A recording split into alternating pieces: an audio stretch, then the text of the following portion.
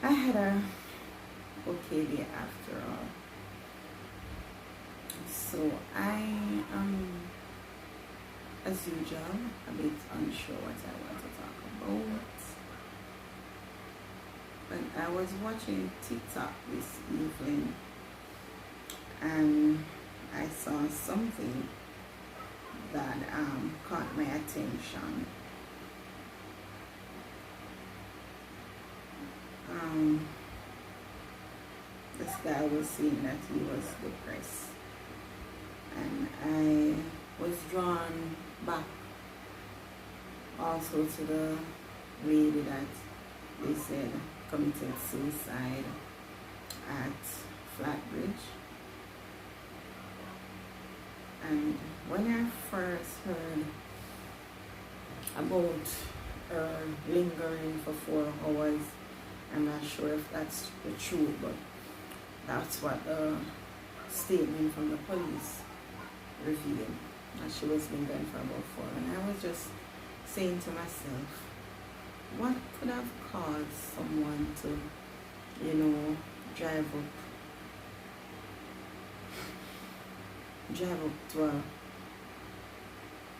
a bridge and sit for 4 hours before deciding finally that, hey, this is it. I'm going to do this. And I think back in my life and I'm like, well, I can't think of nothing that will cause me to do that. But then I am reminded about depression. And in my last video I mentioned something about depression. It's real. It is real, in fact. It is seriously real. I remember when I had my son, there was probably about 3 weeks before going back to work. I was literally stressed. It wasn't taking any bottle, and my only option,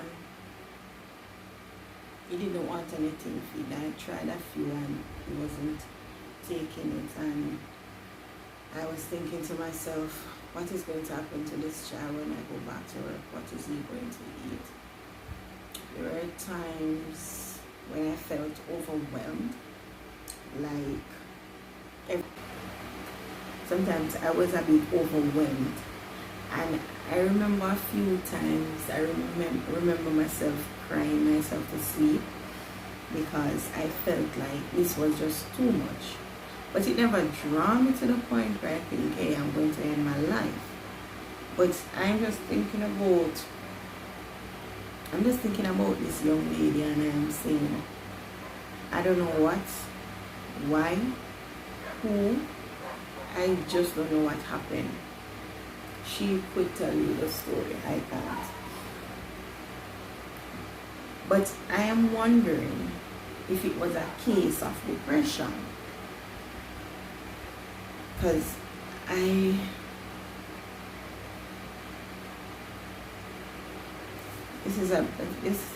this topic feels a bit touchy. It feels a bit touchy because I don't want to assume what was going through her mind, but I want to speak directly to somebody out there who probably have a family member who probably lock themselves away. They don't talk much. They don't say what's happening in their life. These are some of the persons who are affected. I was listening to a video from my cousin where he was saying that sometimes when you have your problems, you tend to want to keep it to yourself, because when you call on somebody to know help you, or to confide in, it's just start to spread like a wildfire what your problems are.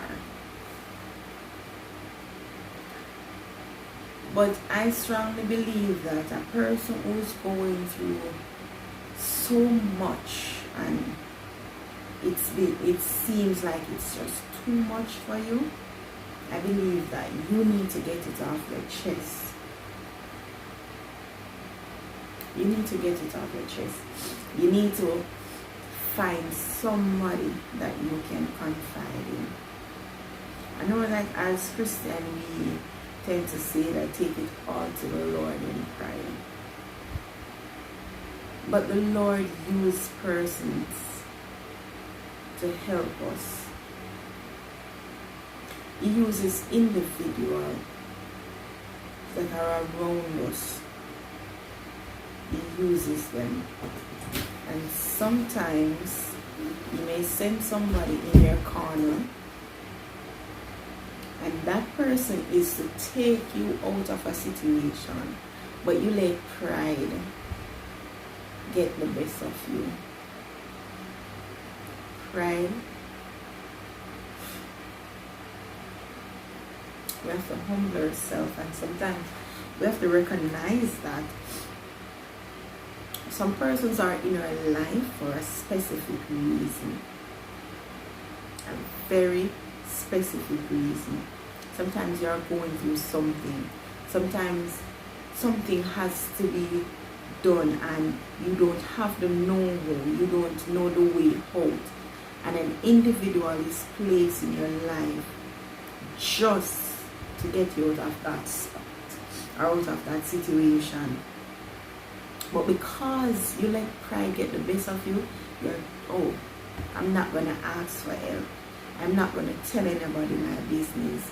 I'm not going to, call on nobody because I can do this on my own. But it's not everything we can do on our own. From my group, my granny told me, so one hand can't clap. We need each other. There's a song that says, I need you, you need me. We need each other. And sometimes persons around us are going through situations and, we recognize it and we see it. We can go to them also. We can also go to them. Because sometimes a person just wants you to say, how are you? And they're going to say, fine. Yes, they're going to say, fine. But sometimes you have to take it one step further. You have to take it a step further. Because sometimes persons are going through a situation. And I'm like, how are you? Fine, thank you. Have a wonderful day. No, have a conversation with a person. Sometimes by just having conversation, you ever sit and talk with somebody and at the end of that conversation, the amount of burden when them release? Or somebody ever come up to you and you have a conversation with that person. At the end of the conversation, you're like, I'm glad we had this talk. It happens even in our household. Persons are like selfish these days. You notice that somebody in your household is acting different. You're distant. And you're going to say to yourself, you not talk to me, so I'm not talk to you. But they're acting different. It could be a case where something is happening in your life. And they themselves might be saying that I don't want to burden you with my problem. But at the same time, if your loved one is hurt, you should be hurting. I strongly believe that whatever is happening in somebody's life, whether it be good or bad, we should share. Don't sit down to yourself. Don't sit by yourself. You can go crazy, you know. You can go crazy. We're living in a time when persons are unable to supply their basic needs. You know, we're living in a time, you know, growing up, you probably saw your mom or your dad struggling to make ends meet. And you know, when you start having kids of your own, you start to say, hey, I'm going to work hard. My child will not go through the things that I go through. But we are now living in a time where if you are not careful, your child might go through way worse than you. Because look at this. You go to the supermarket, right? And you probably have a grocery list. Like, if you're like me, you have a grocery list in your phone, in your notepad, where I really don't use pen and paper to write a grocery list, so there's always a grocery list in my phone, and I'm always adjusting it, right? So if you're like me, then you probably have a grocery list that you did like 3 months ago, and that list probably comes to say, for instance, a prime example, $10,000. And now you recognize that when you go to the supermarket, just like I said, if you're like me, you take up those same stuff because you want to see the difference between then and now, and you take up those same stuff. You don't miss, or you don't add, you don't subtract.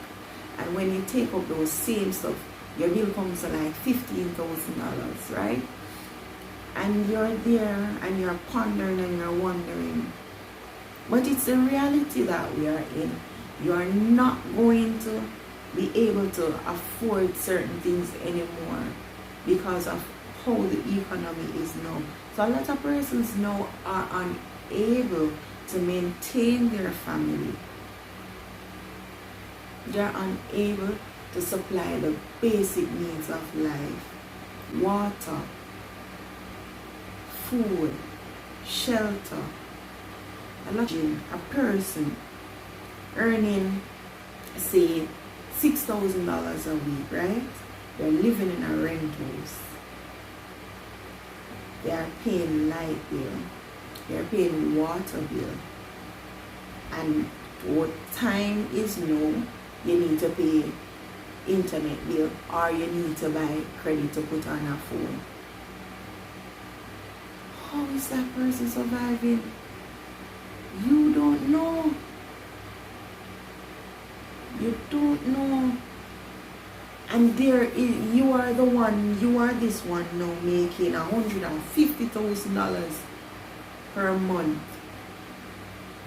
And you can barely scrape through. So can you imagine $32,000 per month? They are struggling, and we are living in that time. So at this time, we need to look out for one another. You can't be saying me, myself, and I. Yes, you want to put you first. Yeah, you want to put you first. But you can't be just saying that it's me, myself, and I. What about the person that you call your friend? You don't know if your friend eats dinner. Because guess what? What him used to eat was chicken back.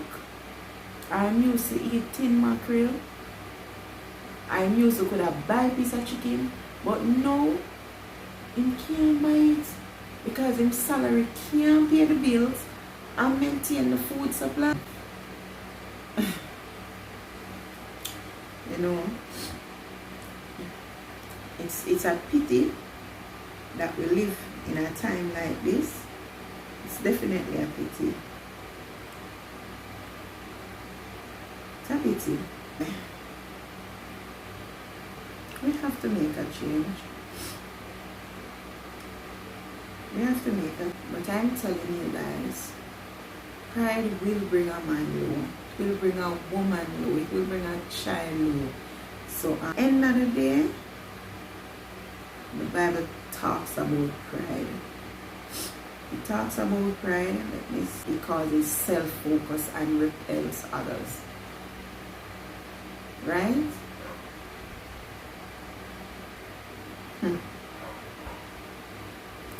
It also says great conversation are like a ping pong or tennis match. The ball goes back and forth. If the ball stays on one side, the game can't make progress. But many people, after talking about themselves, overlook asking about the other person. Right? And the Bible tells us, don't act out of self-ambition or be conceit. Instead, humble. Think of those as being better than yourself. Don't be concerned only about your own interests, but also be concerned about the interests of others. Right? And you can find this in Philippians 2, verse 3 to 4. So pride causes people to reject help they need from others. Prideful people refuse to listen and learn. There are many things we cannot do for ourselves, but pride brings destruction by diluting us into thinking that we don't need any help. We can do it ourselves. Right? So that's what it talks about, right? Pride. Pride causes people to reject help. So we need to look in ourselves, recognize if pride is getting the best of us.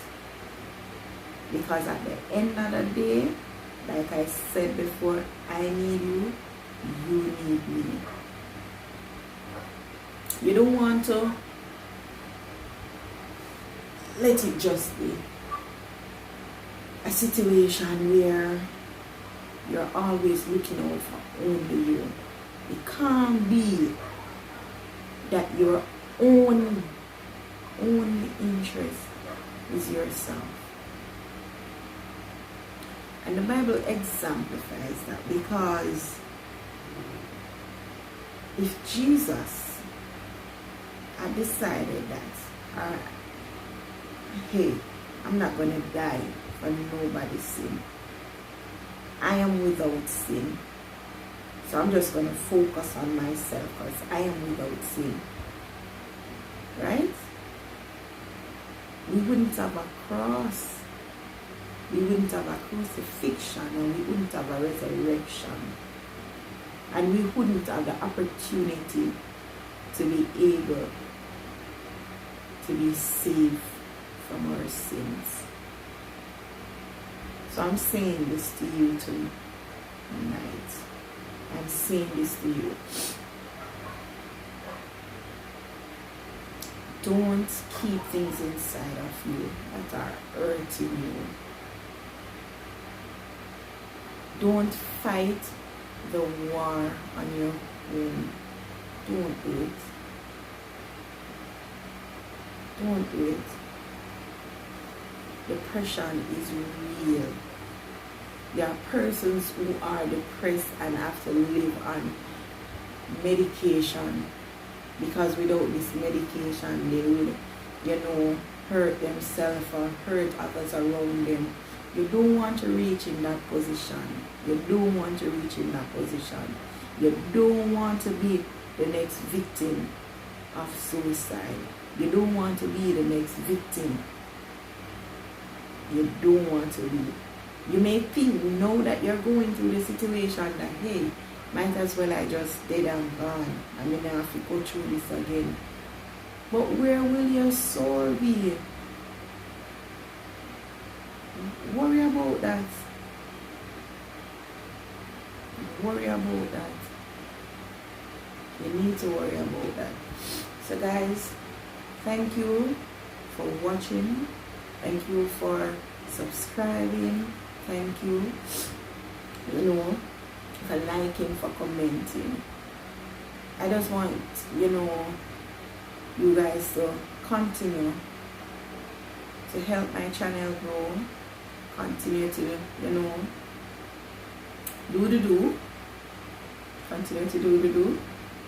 And I'm begging you to share, subscribe if you haven't as yet. Okay? Alright, so thank you guys. And one more thought before I go. Don't lose hope. It doesn't matter what we are going through. Don't lose hope. The struggle is real. It is real.